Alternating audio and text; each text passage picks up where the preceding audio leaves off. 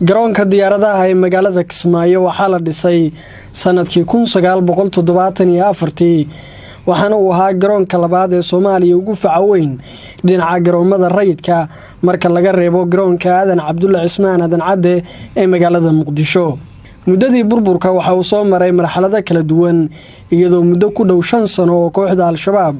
ay maamulayeen magaalada Kismaayo ayuu garoonku ahaa howlgab oo aysan jirin wax duulimaadyo ah oo ka digi jiray ama ka dhoofi jiray. tani markii ay dawladda Jubbaland la wareegtay gacan ku haynta magaalada Kismaayo waxa garoonku dib u bilaabay hawlihii shaqo ee looga baahnaa iyadoo ay soo mareen maamulo kala duwan isla markaana lagu sameeyay dayactir xoog leh oo soo celiyay bilicdii garoonka.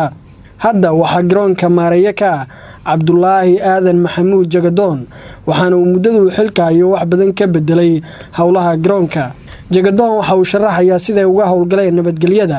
isagoo hoosta ka xariiqay in ajandahooda koobaad uu yahay ammaanka waxaana uu sheegayaa in garoonka ammaankiisu uu wanaagsan yahay oo uu yahay mid la isku halayn karo. adeegyada hadda maanta ee maartay diyaarka ama shacabka saad aragtaanba waxa laga imaanayaa dalka dibadiisa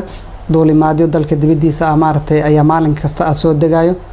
dalalka aan jaarka nahay sida oo kale adeegyada maanta ay ka heli karaan shacabka eelaboorka ama garoonka caalamiga ee Kismaayo waxaa kamid ah in aan bilownay duulimaad shirkado badan oo duulimaad maartay gudaha dalka waxa mar dhow furmay duulimaad Kismaayo toos Hargeysa kuwa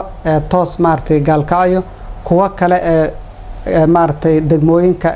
gudaha dawladda Jubbaland sida Doolow Dhobley insha Allah waxaan rajaynaynaa kuwaan in mar dhow si rasmi ay u furmi doonaan balse adeegyada maantadan maartay aan heli karno saad arkaysaan diyaarado waaweyn soo degayo oo shacabkii maartay ay ku dhoofayaan adeegyadoodii iyo danahoodii ay ku soo dhameysanayaan si sharaf leh ay uga soo degi karaan eelaboorka si maartay qurux badan ay uga dhoofi karaan. eelaboorku wuxuu leeyahay sida eelaboorada caalamiga ah qayb maartay oo arrival oo dadka soo degaa ay markay soo degaan ay ka soo galaan oo ay ka heli karaan dhammaan adeegyadii eelaboorada laga rabay oo dhameystiran sida maartay immigration kiiba joogo halkaas ay maartay soo galayaan ayagoo rag iyo haween loo kala saaray saf rag ah saf haween ah labadaba ay soo galayaan isla markaana ay marayaan nidaamka immigration-ka halka oo lagu jegareynayo ama lagu eegayo qof kasta oo soo galay ama muwaadin ha ahaado ama qof maartay ajnabi ha ahaado nidaamka procedure-ka caalamiga ah ee adeegyada eelaboorada dadka arrival-ka ama dadka yimaada ay helaan ay ka helayaan sida oo kale eelaboorka wuxuu leeyahay qayb departure ah oo loogu talagalay adeegyo dhameystiran inay ka helaan dadka ka dhoofaya eelaboorka Kismaayo maadaama dalkii uu amni yahay amnigana ay tahay aasaaska nolosha dadku mar hadii wadanku amni yahay inay safri karaan oo isu gooshi karaan oo danahooda ay dhameysan karaan marka eelaboorku waa eelaboor caalami ah waxaana rabnaa maalin kastaba inaan talaabo hore u soo qaadno si loo helo jawi degan oo dadku markay soo degaana si farxad leh ay ku soo degi karaan imaatanka iyo joogitaanka dalka isbedeladii horumarka ay ka soo arki karaan ay si dalkooda ay u imaadaan ayna uga qayb qaataan dib u dhiska iyo maartay hanaanka isbedel ee dalka ka jira. dhinaca kale waxa uu Jagadoon bidhaamiyay in dhawaan garoonka lagu sameyn doono dib u dhis heer sare ah isla markaana dhismaha garoonka ay gacan ka geysanayso dawladda Imaaraadka Carabta. mar dhow waxaan rajaynaynaa insha Allah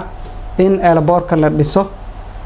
si eelaboor mug weyn oo dhammaan adeegyada bulshadu ay ka rabto dadka imaanahay dadka dhoofayo iyo maartay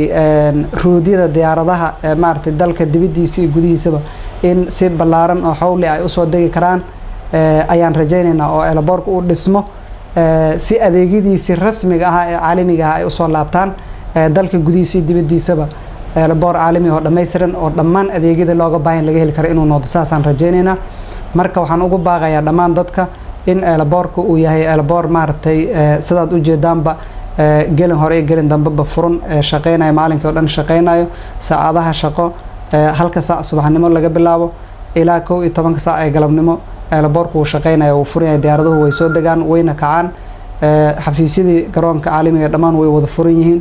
garoonka diyaaradaha ee magaalada Kismaayo ayaa halbowlo u ah gobolada koonfurta Soomaaliya iyo wadamada dariska oo duulimaadyo toos ah ay kaga yimaadaan ugana dhoofaan taasoo garoonka ka dhigaysa mid mashquul ah oo hawlihiisu ay u kala socdaan sidii loogu talagalay.